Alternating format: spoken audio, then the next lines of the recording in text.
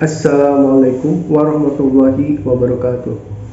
Alhamdulillahi wa kafa, wassalatu wassalamu ala nabiyil mustafa wa ala alihi wa sahbihi wa mawafa, amma ba'du. Pertama-tama, marilah kita panjatkan puji dan syukur kehadirat Allah Ta'ala atas rahmat dan karunia-Nya sehingga kita dapat berkumpul di kesempatan ini.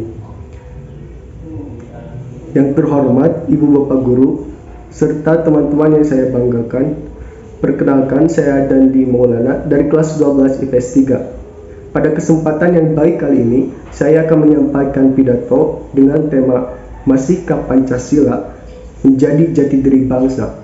Saya tidak perlu memetik dari sumber terpercaya atau dari petinggi-petinggi negeri. Kalimat tersebut dapat memberi kita semangat untuk mengerti bagaimana Pancasila itu. Lirik tersebut sudah memberikan kita gambaran bagaimana seharusnya kita menjadikan Pancasila sebagai pedoman hidup. Hadirin yang terhormat, seperti yang kita ketahui, dalam bahasa Sanskerta, Pancasila, panca yang seharusnya berarti 5 dan sila yang harusnya berarti dasar, sudah tidak lagi menjadi pondasi bagi bangsa ini. Pancasila yang seharusnya merupakan pondasi berbangsa dan bernegara, sekarang hanya menjadi sebuah aksesoris yang melengkapi susunan acara pada upacara bendera saja. Pancasila yang seharusnya menjadi jati diri bangsa termakan oleh zaman, sekarang hanya menjadi sebuah fosil yang timbul pada dinding-dinding kelas.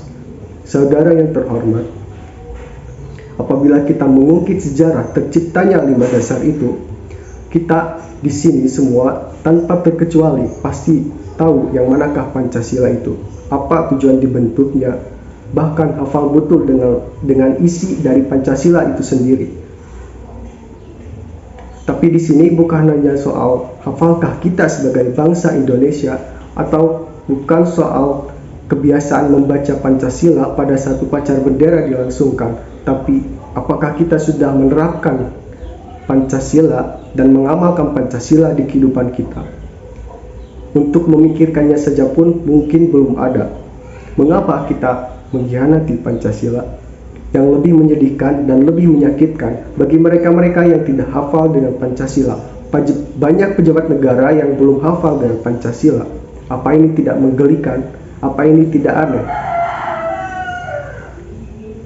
Saya membaca di internet berita mengenai pejabat negara yang tidak hafal dengan Pancasila, mulai dari bupati, gubernur, calon legislatif, hingga calon mahkamah konstitusi.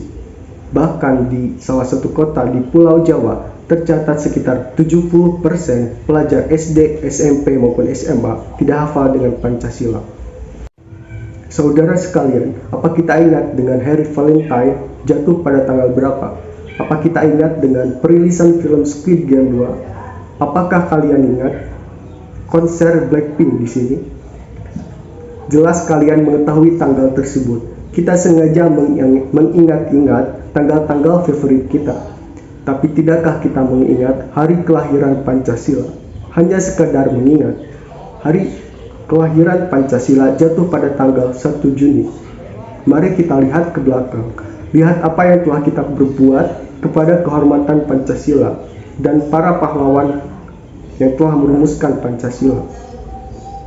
Hadirin yang terhormat, sebagai kesimpulan, marilah kita bersama-sama mengingat, memahami, dan mengamalkan Pancasila yang menjadi jati diri bangsa kita, yang menjadi pondasi berbangsa dan bernegara bangsa ini. Jangan biarkan lagi bangsa Barat meluluhlantahkan bangsa budaya kita sendiri.